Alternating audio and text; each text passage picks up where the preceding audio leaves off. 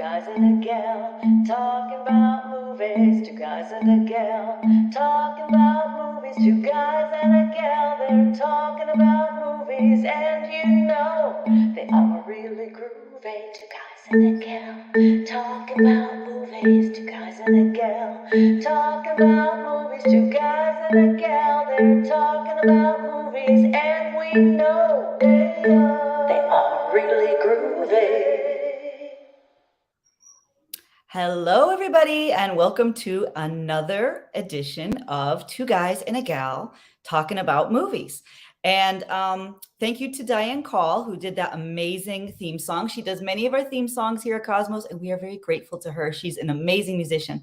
So tonight, the guys, Manny Zamora and Rory Penland, will be talking about Alan Arkin, who sadly passed away recently, but I'm going to keep my monologue very upbeat because last week I did that with Robin Williams, and Rory Penland could not actually do his popcorn bit. So hopefully he'll be able to do that today. Alan Arkin is this incredible legend that we've all seen and heard of, but when Steve Carell was there at the induction on the Hollywood Walk of Fame, when Alan Arkin was given his star on the Hollywood Walk of Fame, Steve Carell said, and I think this is really apt. He said, Alan Arkin possesses in his acting a subtle alchemy where he never demands attention, but he ends up getting it anyways. And I think that really describes Alan Arkin. He's kind of stealth. He's got this stealth talent. He had so many different dialects he could master, so many different roles. He called himself a character actor. He said shortly before he died, he said, I'm a character actor and I get called whenever people find a role that is appropriate for me. And I've been really blessed to be able to work my entire life. His career spanned 7 decades. He won an Oscar for Little Miss Sunshine when he was in his 70s. He had another Oscar nomination when he was about 80, 79 or 80, for a role that he played in 2012. So he was famous almost his entire life. And he was beloved as a great-grandfather, as a grandfather, in his personal life, as well as on screen. So without further ado, let me bring up the two guys. And it looks like Rory's not here. He must have, he evaporated. So we're going to bring up one of your guys. And then when the other guy comes in, we'll bring him in. But here's your creator and your host, Manny Zamora. Hello, cadets. Oh, hello. Sorry. It's a different role. Sorry. Different show. I get them mixed up too. I get them mixed up all the time. Oh my goodness. Yes. So Alan Arkin is dead. He's dead. He really is dead. And it's like, but I feel like it's okay that I don't want to be rude, but like, it's okay that he's dead because he lived such a full life. He did everything you could want to do. And I feel really good about that. Personally and professionally, he had it all. And he was just such a mensch, as we say in New York. So a mensch, yes. He was a mensch. He was wonderful. He was wonderful. And again, a very diverse career. He did comedy, he did drama. He probably did musicals. I'm not sure. He did movies. He did Broadway. He did a lot of television as well. Yep. He was not. He didn't fancy, like you said, he was a character, like blah blah. You're doing the general now. The general now. He was a character actor, as he said, and so he could move from movies to television. Right. I don't know if he did. He may have done some stage work as well. He was in Broadway. Yeah, early on, he was in Broadway. Cool. Yeah, so he was in Broadway. Yes. So, he's one of those actors who could literally pretty much do it all. Yeah. And so we're going to hopefully discuss the diversity of his career. Yes. I don't know. Again, I never know what Rory's choices are. Yeah. But I will say this, there's not a lot of overlap this time. That was interesting. And I think that's also a credit to how diverse and how widespread Arkin's career was. Really? There's not as much overlap. He just did so much. I feel like he did so much that it is really hard to boil it down to like a top 5. Well, that's good. That's good. that we have a diversity of ideas here going on. So I mean, he was here. He was here a I know. minute ago. I saw him backstage, like You literally saw him 1 minute after backstage. we went. Yeah, like we went like, Yeah. and he was popping the corn and all of that, and he actually didn't see any of my monologue because he just disappeared. So my guess is that he either had a power outage or a Wi-Fi outage, or he got a phone call. So, but I know Ooh. Rory; he's very dependable. So as soon as he's ready, he'll come in. But what I'm thinking is that we can get started because Okay. 7:30. I just want to let everyone know right after this, Manny and I will be back because we're doing Outside the Lines. Maybe do a little promo for that for people who want to tune in. Okay. All right. So as Renee just said, at 7:30, we have another episode of Outside the Lines. It's our show where we talk about humans and human beings and humanity, and really talk about all the things that define us as humans. How we define ourselves, for one thing, and how, well, yeah, basically how we define ourselves, um, and how we identify ourselves. And I don't want to give too much away because I have this great introduction that I have for the show. But we are going to talk about, on this episode, we're going to talk about race. Um, and we're going to look at it from the point of view of a cultural construct, and just kind of celebrate our diversity. We have a wonderful guest coming up, a motivational speaker by the name of Julian Miller. He has appeared on Cosmos before on No No Icing icing. Yep. with Sandy, with Trita, or Sandy D. Mhm. And so we wanted to have him back to discuss this very important topic, this very important issue, and hopefully get some a slightly different perspective than what we usually get Right. from pundits and authorities and what have you. Um, Basically, I whenever we start talking about race, inevitably the conversation turns to racism, Right. which is an important topic, and it is something that needs to be discussed and something to be focused on. But that's not the focus that I want to do with this show. I want to do something slightly different. Uh, we know that there are problems. We know that there's systematic injustices in this country, and those certainly need to be addressed. But I want to bring in a little more positivity, and really discuss the lived experience of someone of a different color, of a different nationality, of a different well, yeah, of a different culture, and their experience in this country. So that's what we hope to achieve.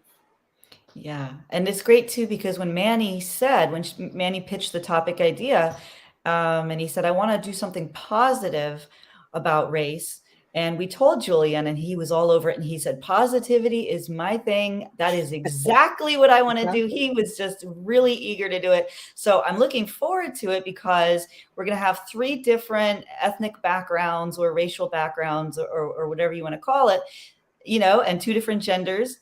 So I think it's going to be a really great dialogue, and I'm looking forward to it. So that'll be at 7:30. That's right after we wrap here. So I'm hoping everybody who's here will stick around for the ride. Yeah, Mhm. and I'm beginning to wonder, should we reschedule this program, move it to 9, 10, or 10, 9 central, Well, I would have or said I don't know are because we? Rory's popped in twice, and he's like doing something with a new Yeah. camera. I think he's having some kind of Oh. technical, so I Okay. can see him. We'll just wait. So We'll just wait on Rory. So what I'm wondering is, let me Hmm. just text him really quickly and Okay. just find out what he wants to do. Because if he wants us to come back, we can do that too. All But right. I know, but I see him like coming in and out and coming in and out backstage. So Uh, he's there. maybe, yeah, maybe having some. Some tech All right, let's see. gremlins. He is having tech gremlins. We I can actually see have that. tech gremlins. I know. Finally, We I've have been waiting on the tech yes. gremlins to attack the show. There, and it did. You know, And we've had some pretty smooth sailing for the most part. yeah, There was those that tech one time gremlins where were you not. lost your computer. I mean, Yeah, that computer was went. pretty awful. Yeah, but it didn't happen mid-show, so this is like Yeah, our that first. happened toward the end of the show, but now here we are at the beginning. Yes. Yes, now look, so we Yes. do have I think made this. Awesome. And then this is also Oh, for yeah. this is the TMN version. Yeah. See that? We are experiencing technical difficulties. And look at Please how stand by. look how happy the gremlins are. And look, here he is, Mr. Please. Penland. Yay! I don't know what happened with my other phone. I'm coming in on the second phone here. Okay, I saw you The backstage. second the show started, it went wonky. Yep. I went downstairs to redo my Wi-Fi box. I came back up. It would not let me in. I don't know what the. No. So I had to forward the link to my other phone. So Oh my gosh. Wow. Well, we're glad you're here. We're very happy that you're here. And David was like, "Are we missing a guy?" And I'm like, "Well, we found him. Here we go." Yep. So A guy and a gal, and sometimes another guy. sometimes, depending on Sometimes. Arkin's ghost. Yes, and I did a positive monologue. You didn't get to hear it, but I did a positive one, so I didn't ruin your popcorn game. And then I came in. Alan Arkin is dead. He died. And then we did that. And then, yeah. It's just not as bad as Death to Smoochie. Okay. No, it was And then we worse sang than a song and did a dance. and I was going crazy trying to I'm get on. sorry. I'm Yeah. sorry, Rory. Well, you're glad very, you're here. We're very glad you're here. Okay, let's get started with let's do Manny's. Let's get rolling. Get moving and grooving. Yeah. Okay, you want me to go first? You want to do one? Number one? Okay. So You my go number one. So my number one is The Heart is a Lonely Hunter. Okay. One of his early roles, Mm-hmm. and just a wonderful piece, just a wonderful movie. Alan Arkin plays a man who is deaf and mute. He can't speak, but he can read lips. And he has a friend played by the wonderful Chuck McCann, who is also hearing and speech impaired, and also a little mentally challenged. And unfortunately, he is temporarily, or he's institutionalized. And so because Arkin has a possibility, or his character has the possibility of being his legal guardian, but first he has to kind of pass a test, in living in this facility. So in the meantime, Arkin moves to this small town to be close to the hospital where his friend is. And Arkin's character's name is Singer.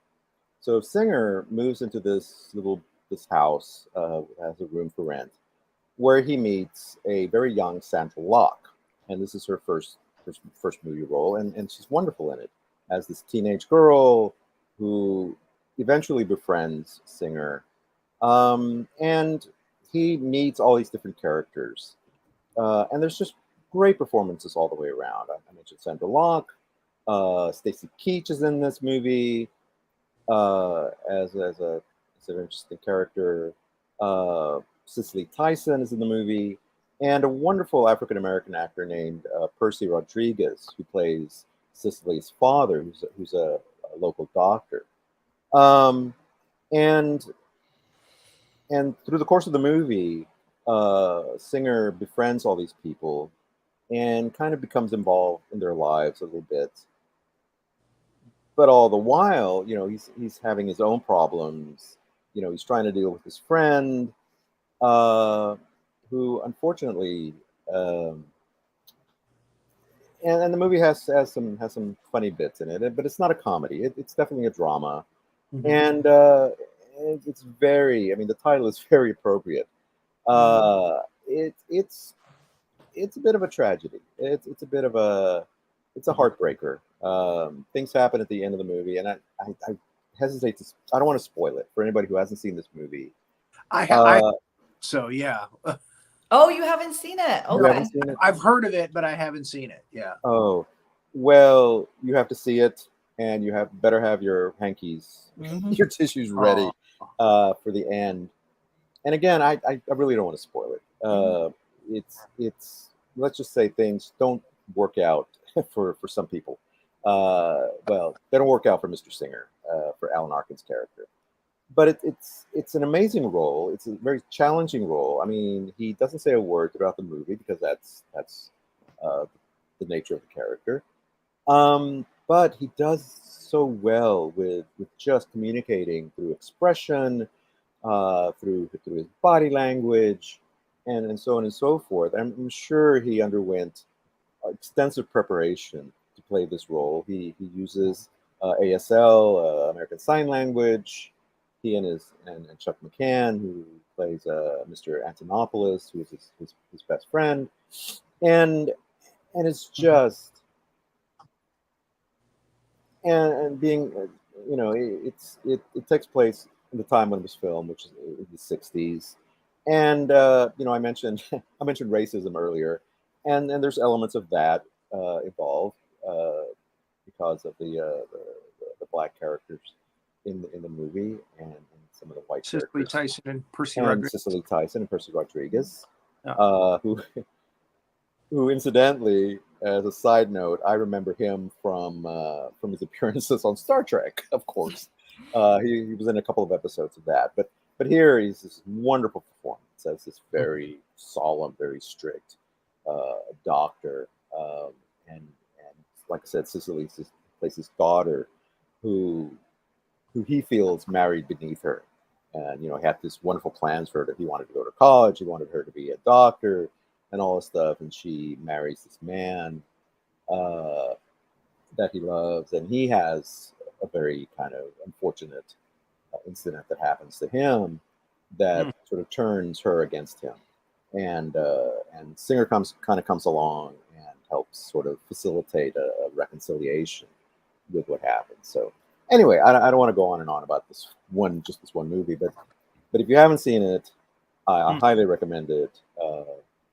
And it's available on Prime for rent, like $3, $4. So it's worth it. It's worth the money. It's worth spending money for that. Chuck McCann is a wonderful character actor, comedian. He was on the actual first Family album. He's one of the ensemble members. And he went on to, he plays a great Oliver Hardy, which he did commercials and stuff. He's one of those guys that you see in just about everything, but it's like, you don't know his name. He's one of the unsung hero guys. He was in the Far Out Space Nuts on Saturday mornings with Bob Denver. And he just pops into everything here or there, and just a wonderful character actor. And just like but just like Arkin, he also has to act without speaking, but because he is mentally challenged, he can be a little bit more over the top with his actions. But McCann, you described it perfectly. He is a wonderful character actor himself, and I remember the Far Out Space Nuts as well. So. Because I remember Bob Denver from, of course, Pilgrim's Island. Oh, yeah. I'm sorry, Renee. No, and I wanted to say that the novel that it's based on by Carson McCullers, she's one of the legends of Southern Gothic literature, and it's a very deep, in-depth look at friendship, relationships, love, and it's very touching. And my professor in law school, my disability rights clinical professor in law school, was born deaf, and a leading member of a leading activist kind of in the world about deaf rights. And I was with him for 2 years as he was my mentor and my supervising attorney. And I asked him, what did you think about Alan Arkin's performance in Heart is a Lonely Hunter? And I really expected him to dissect it and to say, well, we shouldn't be having non-deaf people playing. I really expected that from him because he was very politically active for the deaf community. And he said, it's acting. And so I was so happy to see someone who was not deaf playing that role. He said, it's one of my favorite movies of all time.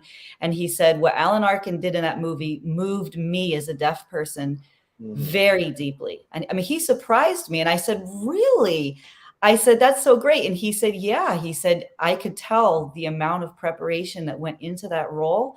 And he said, Alan Arkin is like my favorite, actor of all time because of that. So it's very compelling and it's very dramatic. And because it's Alan Arkin, he brings that warmth and that wry sort of wit. There's an inner comedy there, even though it's so deep and dramatic and solemn. But because it's Alan Arkin, you feel safe and you feel connected to him. So Rory, I'm hoping you'll watch it, Rory, and see what you think. I will. Just haven't gotten around to it. Movie, so little time. My first movie is one of his earlier ones. It's Wait Until Dark. We talked about it last week, where he plays Rote. And he plays a very mean villain. He's actually preying upon a blind woman in this movie. So he plays a couple of different characters as Rote, but she sees right through it. And we're talking about Audrey Hepburn. And again, she plays a blind girl. Her I can't remember if it's her boyfriend or her husband gets tangled up somehow with some bad guys, some really bad guys. And something is in her house. There's a doll or something in her house that has something in it that they want. And they're all trying to deceive her, and she's just too smart for them, basically. So it's a wonderfully suspenseful movie, and it's not Hitchcock. Yeah, but it almost could have been. Yeah. And again, his performance in that is just so sinister. And again, it's Alan Arkin, so you're enjoying the performance from beginning to end. And it definitely earns a high spot on my list. Yeah, rightfully so. Yeah, and again, another great cast. Richard Crenna, who's the boyfriend, I think, or actually, I think he's her husband. Jack Weston, right? Weston. That's what I was thinking of. Yeah, he's one of the other henchmen. Yeah, like you said, very, very suspenseful. Rote ends up running him down in the car. Yeah. Because again, he knows that they're trying to cut him out, to kill him. They're going to. Yeah. And yeah, definitely, you're right. It feels like a Hitchcock movie. You've got the MacGuffin of the doll with I think they're like drugs or something, like heroin or cocaine or something like that. Yeah. In the doll, and that's what they're looking for. But that's not even the relevant part of the plot. It's just them, trying to pull one over on this woman, and she's not buying it. She outsmarts them, and and of course Audrey Hepburn. Just wonderful movie. And yes, wonderful actress. So yeah, good choice. Yeah, didn't make my top 5, but good choice nonetheless. Yeah, I have a kind of a strange list. That's fine. Yeah, it's based on his character performances mostly. Yeah, and how well he did with them. Yeah. What was your number 2? All right, so my number 2 is Catch-22. One of there's in my opinion there's 2 great sort of anti-war or movies, and that's Catch-22 and of course the other one, Smash. Catch-22 is just like the novel, like the Joseph Heller novel. It's just bizarre.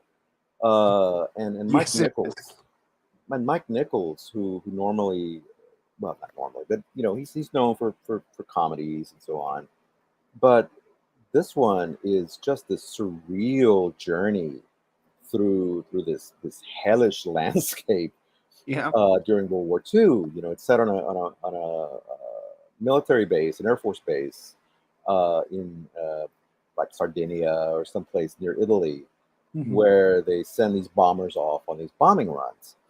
And the guy in charge, played brilliantly by Martin Balsam, keeps upping the number of bombing missions that the pilots have to go through, and crews have to go through before they're eligible for rotation. He just keeps making it more and more difficult. And Alan Arkin plays the bombardier, hence my title. It's my nod to it. Plays the bombardier on one of these flights, and he's sick of it. He wants out. Yeah. And he's been traumatized by the death of this young man on one of his flights. And there's this recurring scene where we get a little bit more information about what happened to this young man. And when you finally see what really happened, it's just horrific. But the entire movie is just this nightmare fuel of just bizarre events, and it's really incredible cast of young actors and older actors as well. Orson Welles is in it as Yes. General. Carol Carol O'Connor is also in it. O'Connor? What? No. Is he? Isn't he? It's No. been a while. I've seen the movie. No. No, we've got Richard Benjamin's in it. Yeah. Buck Henry, who wrote the screenplays, in it. Right. Martin Balsam. Anthony Anthony Perkins is in it. John Voight is in it. Oh my God! For some reason, I've mixed it with. I think you may be thinking of Kelly's Heroes. Kelly's Heroes, yeah. I've mixed it with the general who wants to. Yeah. And so, just this incredible cast of actors, and all of them on my list, slowly going insane. And of course, the movie, the title refers to this weird thing of, you can do this thing, but you can't do this thing unless you do this other thing. But then if you do this other thing, then catch-22. And that's where the phrase comes from. Whenever you hear that phrase, and really have to follow the movie very carefully, because there's lots of jumps between present and past, and fantasy sequences, and it's it's very, very surreal, but fascinating. It's such a fascinating movie. I mean, it's really just weirdly engaging in that sense. And every performance is just terrific. Even little bits like Norman Fell from Three's Companies is in this movie. Right. Bob Newhart is in this movie. I mean, just on and on and on. All these different actors, but every scene they're in is both funny and tragic, and just, I mean, really, when you talk about war is hell, this is the movie to really explore that idea of war as hell. War is just insanity in and of itself. So anyway, it's just, and of course, getting back to Alan Arkin, his performance as the bombardier Yossarian is just extraordinary. I mean, yeah, even though he doesn't completely carry the movie, he is central to this story. It is an ensemble movie. There's no doubt. Yeah. Anyway, so that's my number 2. There you go. My number 2 is Little Miss Sunshine.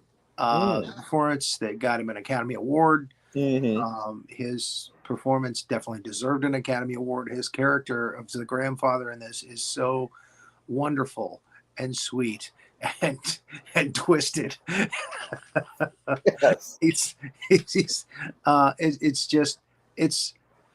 this is a movie, like you say, that where all the characters, you know, they all have their tragedies, and and they all kind of come together, and despite all of the nonsense and the tragedies and stuff, it is a delightful romp. It's a very funny comedy, and again, I don't want to give anything away that's gonna spoil the movie for anybody who hasn't seen it. But Little Miss Sunshine is a wonderful character piece, and Arkin doesn't carry it by himself, but he's an important character. Yeah. And, Greg Kinnear,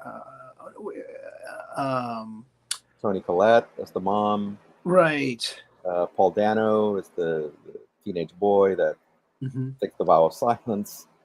And Steve Carell. And Steve Carell. This is one of his first movies, if not his first movie. Well, it was more. I mean, even though it's a comedy movie, it's his part of it was kind of more drama than you usually get from Steve Carell. Yeah. But again, the Academy Award went to the right person for and deservedly so. Deservedly so. Yeah. As I was picking my list, I had forgotten how many movies, really, really wonderful movies that Alan Arkin had been in over the years. I'm like, oh my God, he was in that one. Oh yeah, he was in that one too. So that's why my list is probably going to be very different from yours, because there's a lot to pick from here. Yeah. And again, a lot of great characters by him. That a lot of, award winning, or you would think he would have gotten more awards for his work. Yeah, you think. Yeah. But should have. Yeah. So that was my number 2. Okay. All right. So my number 3 is The Russians Are Coming. The Russians Are Coming, which is another comedy. At top of my honorable mention list. Oh, awesome. Alan Arkin plays a Russian officer on a submarine that accidentally gets runs aground off a little island, Gloucester Haven, and the panic and the craziness that ensues. Carl Reiner's in the movie. Brian Keith is in the movie as the town sheriff. Yeah. And and John Philip Law is in the movie as one of the Russian officers or Russian crewmen. And just craziness ensues as a shore party of these Russians come into town. Well, first they wind up at Carl Reiner's house, and and it's an interesting little commentary on the Cold War and the and American paranoia about the the Red Scare, and this movie just pokes holes in that, just left, right, and center, and by depicting the Russians. This was his actual first big movie role. Yeah, and it put him on the map. Yeah, and he should have won an award for this one as well. Again, another wonderful performance from everyone involved, and of course, special mention to Alan Arkin in his role. This is like I said, Russian officer trying to, all he wants to do is to get his men or free his ship and get them off, get them away from the situation, and just how everything just escalates. And also it kind of speaks to the dangers of rumors, of hysteria. I mean, one person, it's literally a case of playing telephone, because one person hears one thing and suddenly it escalates into this whole other thing.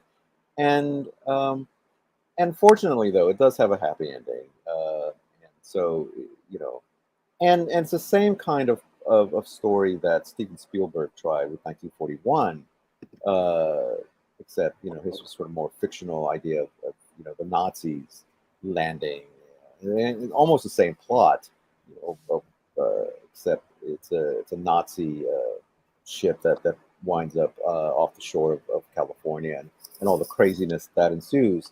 But Russians Are Coming, I think, did it so much better, so much less bombastic, and again, great performances. Carl Reiner, who is actually a little bit more restrained here than his usual sort of craziness. Um, but it's a great movie. Yeah. What did you think, Renee? You I seem like you love. have something to say. Well, my tagline here is everybody to get from street, and it's him trying to pretend he knows English, and all of that. And I wanted to say something. Being a Ukrainian in the Ukrainian community, we all quote this, okay? Because, and I think it was helpful because there's always like a tension between Russians and Ukrainians, for 1,000 years actually. So we loved this growing up. I always assumed he was Russian when I was a kid. When I first learned, like when I was an adult, that Alan Arkin wasn't, I was like, what? Oh my gosh, it's just but anyways, it's very funny. And I think that Manny was onto something when he talked about it kind of being almost an allegory for how things can spiral out of control so quickly. And they show it in a comedic way, but they also, I think, show the humanity of two people who are on different sides, because of course this was, Cold War era, and, America and Russia have had problems. So I thought it was really great to humanize people from other cultures or usually Russians are demonized, and of course it makes them look a little silly too, but at the same time it humanizes them. And for me it was really healthy growing up being exposed to that, because otherwise, being Ukrainian and American, I'm always predisposed to be a little terrified of Russians, of course.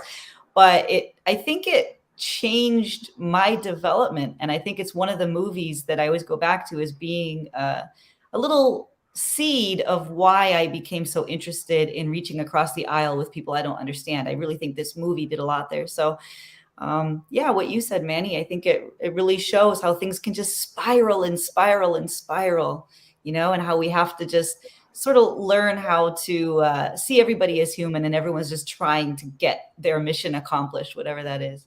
It's a great movie though. And it's also very funny, and I think it on this stands. planet. That's what it Yeah. proves. No matter where you're from, we're all the same. We're all humanity. We're all humans living on this rock. Right. Yeah. Yeah. There's that Exactly. wonderful. Yeah. There's that wonderful scene with John Philip Law as Alexei, the Russian sailor, talking to the young woman, the babysitter, I guess, on the beach, and tells her, yes, we are taught to fear, to hate Americans because we are taught that they are bad people, but I don't want to hate anybody, and then so that kind of illustrates the whole point of the movie. I mean, it kind of summarizes it, that it's really our leaders and the propaganda that we wind up believing. Yes, the Russians are evil and they're bad and they're this and that, and we always seem to find somebody to demonize, whether it's flags and patriotism. Yes, exactly, yeah. So very cool part, and just the absurdity of all that. So yeah. And it made me think too, like during the American Civil War, a lot of times they would break in the heat of the day and play baseball and then go back to their positions and keep killing each other. But the North and the South would do that. And I've talked to a lot of people who have had military careers, and they talk about how interesting that is. That these people are humans, and you're there to do this job, but at the same time, you're both humans. I find it very interesting. Yeah. All right. So what was your number 3? Number 3 on mine was the In-Laws. Peter Falk and Alan Arkin together is just gold. They actually starred in the Broadway production of Love, I think, together.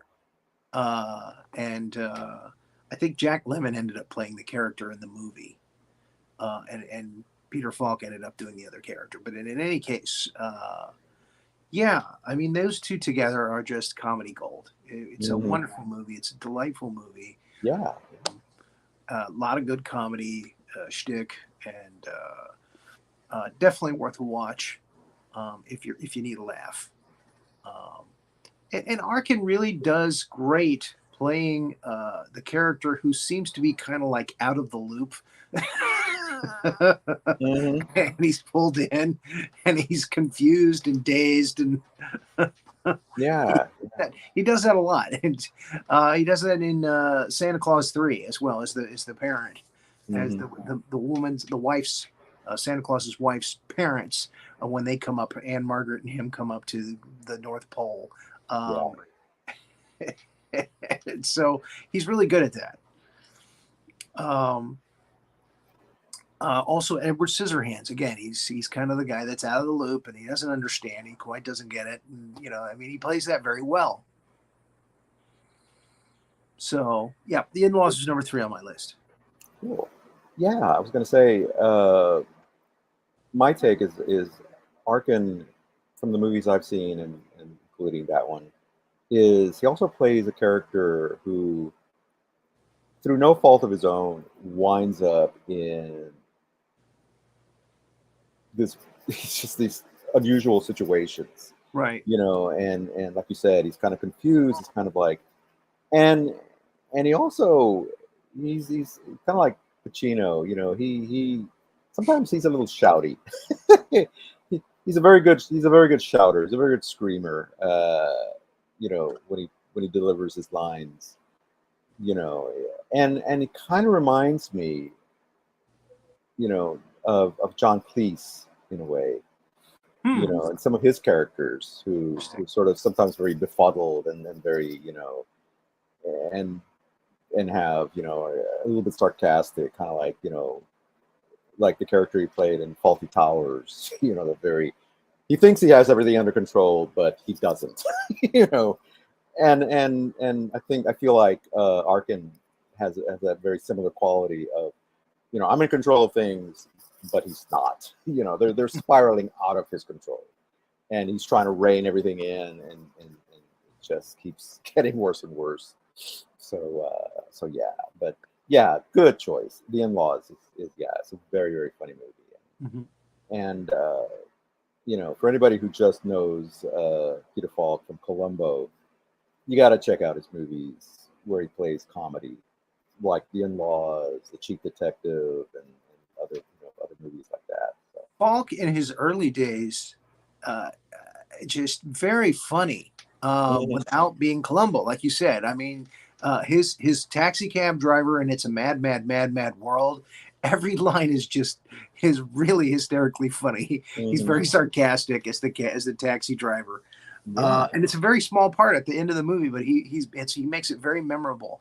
He plays the villain in what was the Rat Pack movie that they did? Robin and the Seven Hoods. He plays Robin and the Seven Hoods. Yeah. And I loved him in The Great Race as Max, the assistant to Professor Fate. And Jack Lemmon. Yeah. And he's just, he's just perfect as the stupid henchman. Yeah. Gonna do his best, but that when I was reading up on that movie, which is one of the worst box office, I think they're still trying to make money on that movie. On The Great Race. Yes, the budget was so over the top.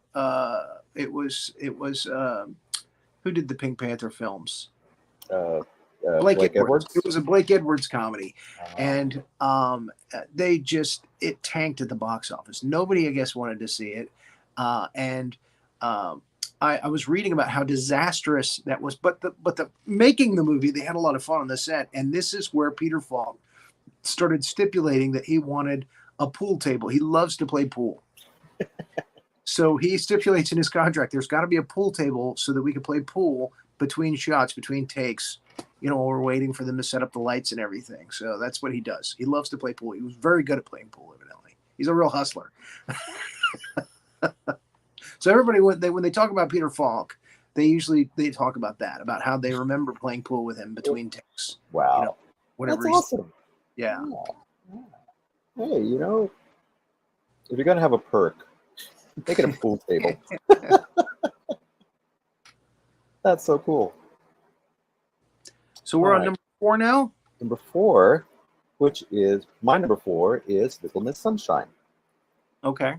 For really a lot of the same reasons that you mentioned. Mhm. Alan Arkin playing the grandfather, wonderful little role. Uh, I can't talk about, I can't mention it, but I love his advice to the young man in the car. And it's like, yeah, wish somebody had told me that. But yeah, everyone in this movie, even Bryan Cranston has a little cameo as the guy that Greg Kinnear keeps trying to contact to get his 9-step program on the line, off off the ground. Kinnear wants I to, forgot that. yeah, he wants to launch this 9-step program. He wants to be a motivational speaker, and he has this brilliant, what he thinks is a brilliant idea. And the whole movie is really about this notion of winners and losers. And at the end, it's like, yeah, that's not really what life is about. I think they learned that through this beauty contest, this little girl beauty contest that which I mean, now they made an entire show about it. And you know, little Abigail Breslin really shines in this Yes. role as the little girl. She is Little Miss Sunshine. And she is Little Miss Sunshine. and when you finally see the dance routine that she and her grandfather were working on, it's like, that was worth it. That was worth the price of admission. And there's always that woman, and I forget her name. There's always the woman who plays the sort of very pent up, kind of very conservative sort of who tries to bring the show down, or tries to bring her down, and all this. And yeah, just great performances from everybody. And I was saying, actually, I was reading up on the movie, and the studio actually wanted Robin Williams to play the character that Steve Carell winds up playing. And I'm glad he didn't get it. I'm glad I don't know if he turned it down or they didn't ask him, because Steve Carell nails it. And this is before The Office, before we really even knew who he was. Right. And he nails this really tragic character. But he still has some funny bits, and you can kind of see, where eventually he winds up. But yeah, it's and again, if you haven't seen this movie, started out on the Dana Carvey show. I don't know if you remember the Dana Carvey show. Yeah. Few episodes, maybe 6 or 7 episodes. Yeah. And it was so then he went on. Yeah. Then he went on to the Daily Show. Yeah. Yeah. And then they went on to him and Colbert went on to the Daily Show and Saturday Night Live. They were doing stuff for right. Bob Smigel. Exactly. Yeah. For Saturday Night Live. And that's where they took off. And I think Carell had already done Bruce Almighty and the sequel by the time he did this one. Yeah. So he was starting to take off as a comedy actor. And this actually showed that he could do something else, that he didn't have to be full out, in your face, wah, loud comedy, Right. It's now. which he did after, I should say. Yeah. But yeah, definitely showed his dramatic chops. And very wonderful, very believable character. Everybody was. This is just, again, great cast, great casting. Greg Kinnear. You're kind of like, I don't know about this guy at first, but you come to like him. Toni Collette is the mom who's just trying to keep everything together.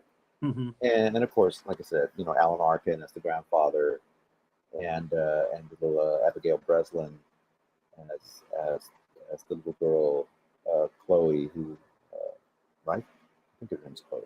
I don't know, whatever her name was. I think you're right. Who just wants to be in this contest and all that stuff. So She wants to be beautiful. She wants to be beautiful. She wants to be, and there's that great scene at the restaurant where Kinnear's trying to talk her out of eating ice cream, you know, and again, that whole idea of winners and losers, and you know, oh my God, she'll be fat if you eat so much ice cream, and you can't enter the contest, and so on and so forth, and then everybody else like eat the ice cream, you know, basically eat the ice cream, and then of course when she actually meets Miss California or Miss America or whoever. And she says, "Do you like ice cream?" And the lady says, "Oh, yes, I love ice cream." And see, Mom, she likes ice cream. You know, so, you know, and it's basically a movie about being yourself and not, you know, just living your life, you know. And there's that scene. Oh, Olive is her name. Because the mom eventually says, you know, let Olive be Olive, you know. And I think that's the lesson there, you know, let Olive be Olive. Let olives be olives. I knew that one was going to be on both of our top 5 lists. I did know that. Yeah. But the rest of them, there's just so much. We had some differences. Okay, so what was your number 5? Was one of the ones when I was looking at the stuff that he had done, I was like, oh my God, I forgot he did that. This was one of those. And it's the 7% Solution. Wow. He plays. That was originally going to be on my list, but he plays Sigmund Freud. Sigmund Freud. And it's where Sherlock Holmes meets Sigmund Freud and they have an adventure together. Yes. I read the book, and then there's a great Sherlock Holmes who is in the clutches of, you know, his cocaine addiction, and Sigmund Freud is brought in to help him overcome that. And we find out a lot about Holmes and his fears and what has driven him to be the person that he is. And again, Sigmund Freud kind of tethers him, balances him, you know, and makes sure that he gets through this this addiction and gets back to being the great man that he was. Mm-hmm. So it's a wonderful performance. And again, he sounds very Austrian, just like Renee said. She thought he was really German. When he does a character role from like a character from another country, he really immerses himself. He gets in there, and he nails the accent, whether it's from a dialect coach or what have you. He's a very good mimic. He nails the accent. I remember watching. He has so many characters in him. I remember watching one of those blooper shows, you know, so Hollywood's Greatest Bloopers type shows, Dick Clark kind of thing. Yeah. Marriott Hartley on it. Marriott Hartley was in a movie with Alan Arkin. It was a scary movie, I think, like Don't Go Down to the Basement or something like that. And she said he totally cracked her up when she was on the phone, and the director said, "Well, let Alan get on the other line of the phone so she has somebody to talk to." Oh my God! This is a big mistake because Arkin is doing all these little characters of his, and he's cracking her up. So he's a wonderful, wonderful character actor. Just a delightful character actor. So, and my other phone is ringing. Scam artist. Yes. Yeah. No. Scam likely. 7% Solution. Yeah. And you had Robert Duvall as Dr. Watson. It's Watson. Sir Laurence Olivier as Moriarty. Yes. Although this is not the criminal mastermind that Holmes had built him up to be. It's his math teacher. It's his math teacher, yeah. Who apparently had an affair with his mom, I think. That's what got him off the edge. Right, you're right. And I gotta mention this. The book that this is based on was written by Nicholas Meyer, rather, who directed Star Trek 2 and Star Trek 6. And so again, we come back to Star Trek. And he also wrote another book called The Something Terror. It was another Sherlock Holmes pastiche. The Eastern Terror, I think it was, or Western Terror, something like that. And I'm sure he's written other books, but those are two that I remember. But I remember reading the 7% Solution, and then when I read the movie adaptation, I was like, oh, cool. And then I saw there was Nicole Williamson and Alan Arkin playing Holmes and Sigmund Freud. I actually read the book before I saw the movie as well. Yeah, so. And I wasn't disappointed with the movie. Usually when you read a book and then you see the movie, you're like, oh, the movie didn't do it justice, but actually it did. Yeah. I mean, they changed the plot a little bit, but you still have Vanessa Redgrave. Vanessa Redgrave, who Ray plays his brother Mycroft. Yeah. Who actually played him on the TV show with Jeremy Brett as well, I think. Mycroft. Christopher Lee played Mycroft in the Billy Wilder one. The private life of Sherlock Holmes. Sherlock Holmes. Yeah. But Charles Grace played him in a couple of things. Yeah. And he's best remembered as the narrator from Rocky Horror Picture Show. And he was also as Blofeld in however financially painful it may be, Mr. Bond. Yes. The word lobby begins with L, Mr. Bond. Yeah. You killed my only well, I'm afraid. And after his death, volunteers were understandably rather scarce. I love his accent. What a great accent. Wonderful. Yeah. Great actor. Great actor. Yeah. But yeah, it was great as the narrator in Rocky Horror. I'd like to take you, if I may, on a strange journey.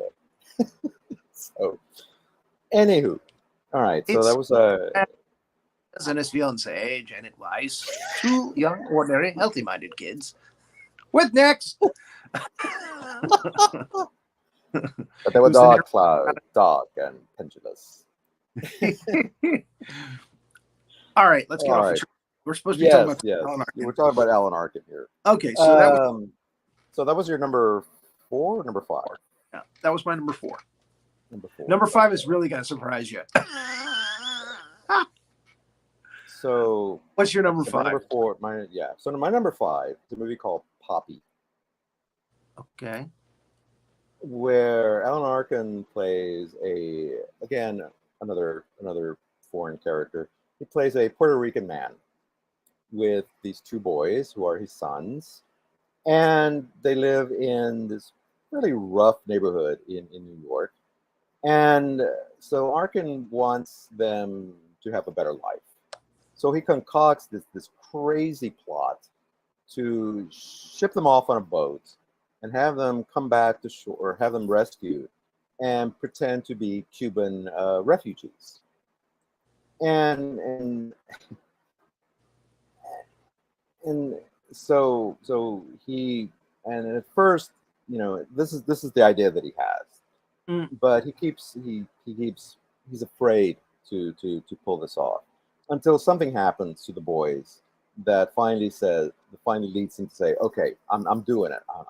I'm carrying through with this plot, and so he does, and so of course what happens afterwards is just more insanity, and it's a really interesting movie. And again, now I'm not entirely convinced that his Puerto Rican was particularly good.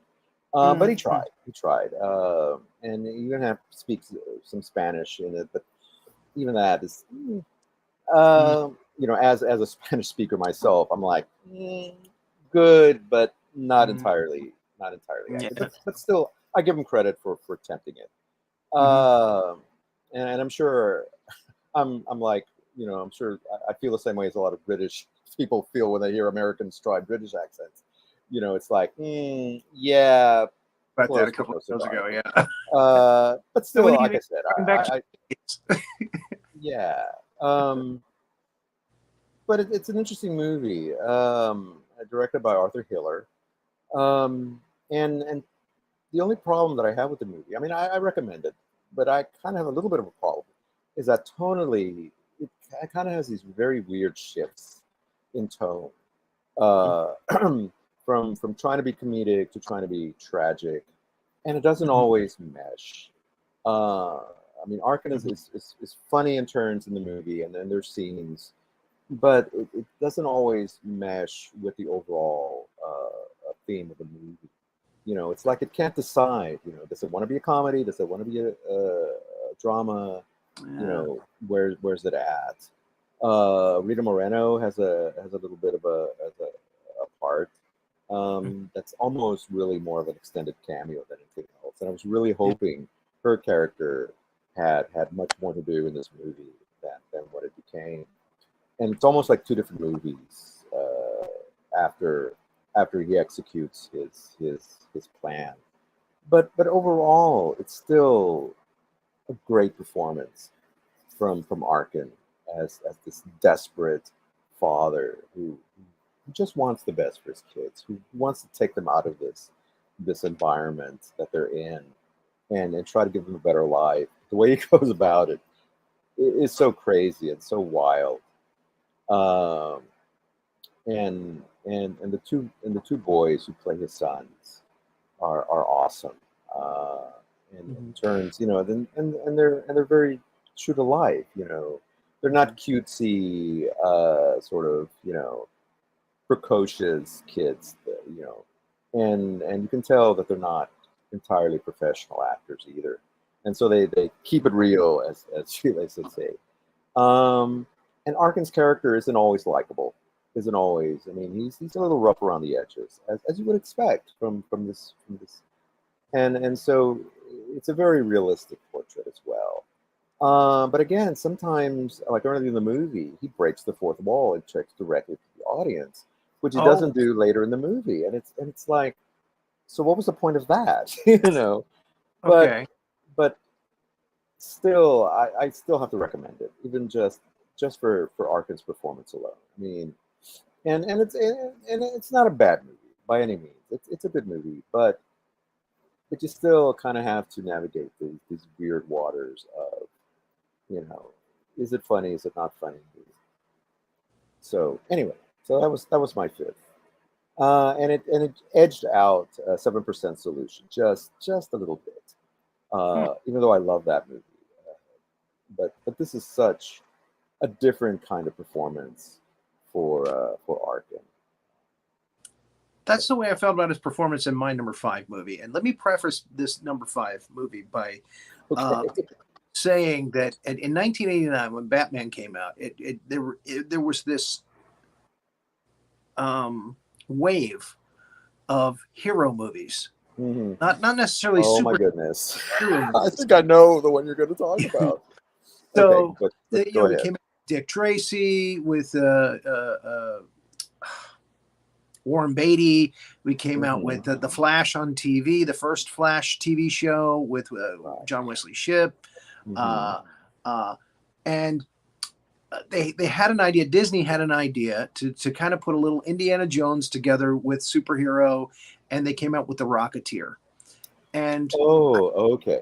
I gotta say, I thought you were going to talk about a different movie with Alec Baldwin. That was another one.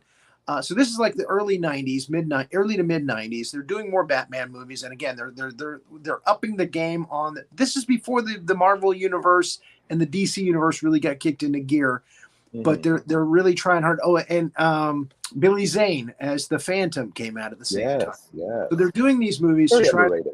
to try to get that that feel, that energy of the serials that they did back in the 1930s and 40s. You know, when they did the early serials like the Green Hornet and the Phantom and Batman and stuff, Spy Smasher, that kind of thing. So they came up with the Rocketeer, and this is one of my favorite hero movies of all time. And Arkin plays this wonderful little character who's created this jetpack invention. And no, actually it was created by Howard Hughes' company, and somebody's they find it. But Alan Arkin's character is an engineer. He knows what he's doing. He knows how to tinker with inventions and stuff.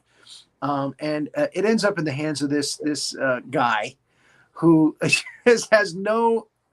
I mean, there's no reason why he should have it, and he uses it. And again, it's got Timothy Dalton in it as one of the villains. He's playing a kind of an Errol Flynn type, but it turns out he's a Nazi spy. It's got Paul Sorvino in it, is a kind of a mafia kind of guy. kind of a good fella back in the 40s. You know, Right. it's Yeah. it's just incredibly charming. It's got Jennifer Connelly in it. Good. Thank you. She is so beautiful and sensual, and she's a wonderful leading lady in this. And just again, I highly recommend this to the viewers who are into hero movies, superhero movies. It's a delightful romp. And again, it's a little Indiana Jones. It's a little superhero. It's really good. It's really a good movie. Yes. And Alan Arkin is one of the reasons why it's so good. He's in there for kind of comic effect. And the one thing I really love about this movie is that they actually went back and wrote it with the kind of this kind of and performed it with this kind of cadence that they had back in the 1940s movie. What are you talking about, you big lug? There's all kinds of lines and stuff like that.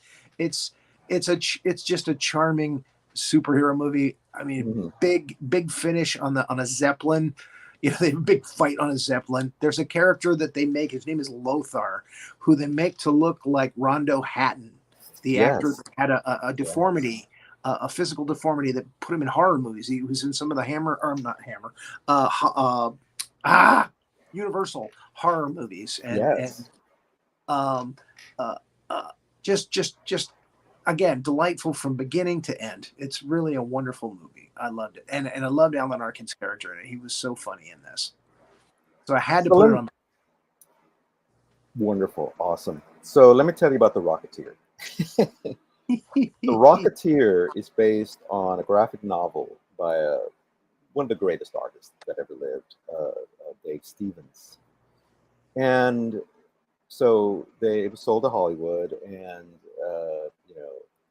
and there were several different iterations of the script until they finally nailed it down.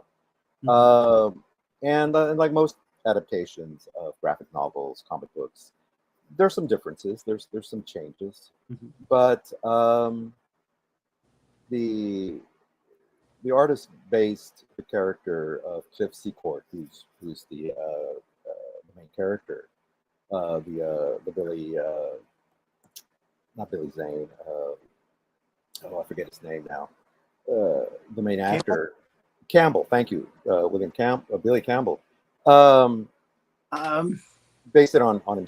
Of course, he based it on himself. But when he saw him, it's like, oh, well, yeah. I mean, he looks like the guy in the comic. The Jennifer Connelly character, though, she was originally based on Betty Page. And in fact, Stevens became friends with Betty Page through this comic. He tracked her down, found her, and basically supported her for the rest of his life. He eventually died of cancer, unfortunately, in the early 2000s. But he made sure that she was taken care of for the rest of her life. And yeah, Alan Arkin plays a character named Peavy, who and you said it, he's the engineer. He's Secord is a pilot, and so he's his fix-it guy, and but the original character in the comic is based on another cartoonist that Stevens knew and admired. But anyway, all the characters really look like their comic book counterparts, except maybe Connelly, but she's still a hottie in her own right. She's Jennifer Connelly, by golly. Because Disney, I think. I'm sorry. I want to say Stephen Campbell, but I think it's not that. It's something else. She actually married him briefly before she went on to marry Paul Bettany, the actor, British actor, who plays the Vision in the Marvel universe. Right. And Jennifer also has a connection with Marvel Universe, as she played Bruce Banner's girlfriend in the Hulk. The first in the Hulk, the Ang Lee version. Right, the Hulk. Yeah. Betty Ross. But anyway, great choice. And okay, so we're at 1 hour and 10 minutes already. Our honorable mentions that we haven't talked about yet. I had Russians Are Coming on my list. I had Catch 22 on my list, but I have two others here on my list that we haven't talked about. Okay. And that's Inspector Clouseau. I had to give him a nod for Inspector Clouseau. He's the only other. Well, he's not the only other actor, but he was the first actor to take over Inspector Clouseau for one movie from Peter Sellers. Mm-hmm. His Clouseau was silly and funny and enjoyable, but the script was just really just kind of bad. And yeah. But again, his performance is it's noteworthy. I love his line where he's tearing up the picture of Sean Connery that he has in his wallet. I don't even deserve to have this picture of Sean Connery. Yes. It was just so different from the Blake Edwards Inspector Clouseau. This movie actually might have been successful and famous if the previous movie, The Shot in the Dark, hadn't come out, and really set up the Clouseau formula with Cato and Dreyfus and all the things that made those movies funny later. In the 70s and 80s. I mean, they tried to have kind of a Dreyfus-like character with the British, with the head of I don't know if they did Yard. that. I watched the movie in preparation for this, and I hate to say it, I didn't really like it that much. I felt it got really muddled with all the masks and the whole plot. I enjoyed Arkin, but the memory of Peter Sellers is just so hard to overcome. Hard to make it kind of a James Bond kind of a movie. And they tried. I mean, he was tried. Really popular at the time. Yeah, and it just didn't work for me. It just didn't work for me. I mean, I wanted to like it, but I just can't. That's true. You want to like it, you really do, but it's just so uncluso. And the other movie that I thought you were going to mention, which I was kind of horrified. I'm glad you mentioned The Rocketeer, because that's one of my honorable mentions.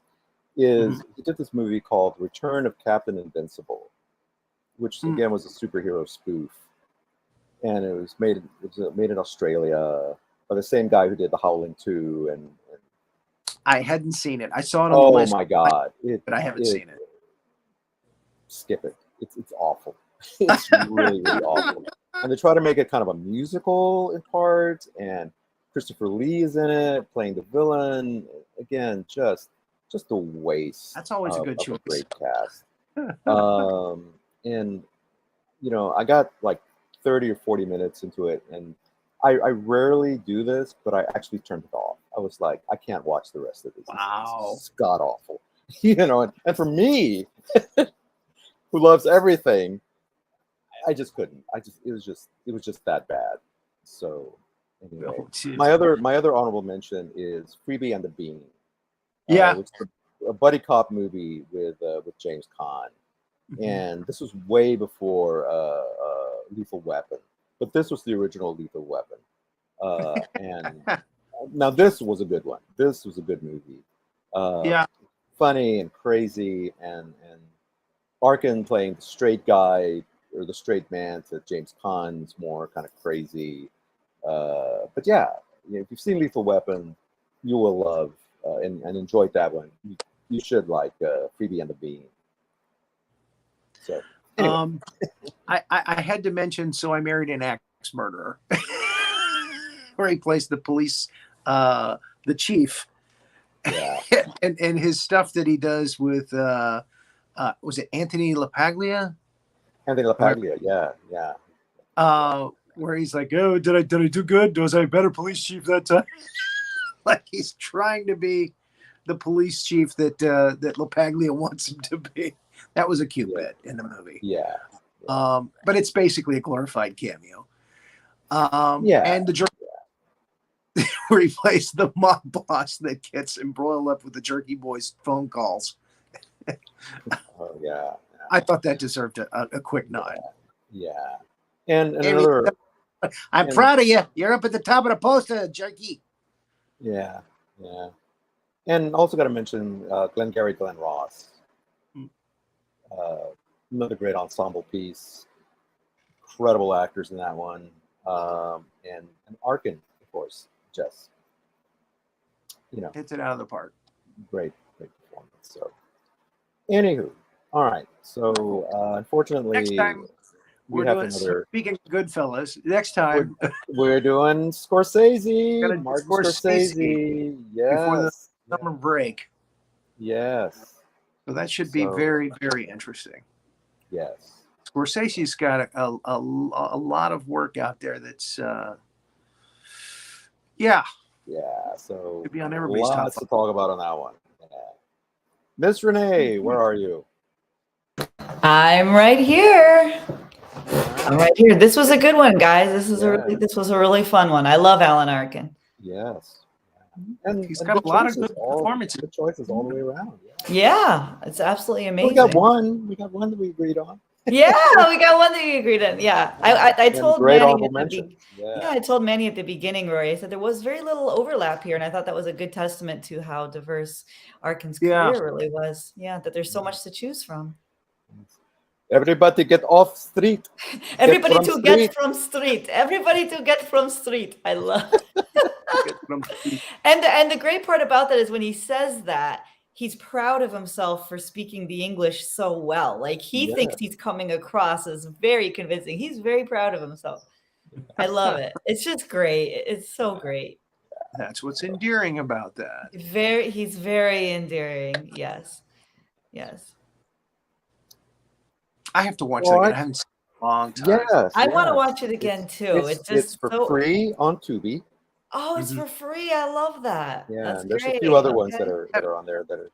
I haven't. I just haven't watched it in a while. Isn't Jonathan Winters in that too? Jonathan Winters. Yeah, he is. Yes, he plays a deputy. Oh, one of my favorites.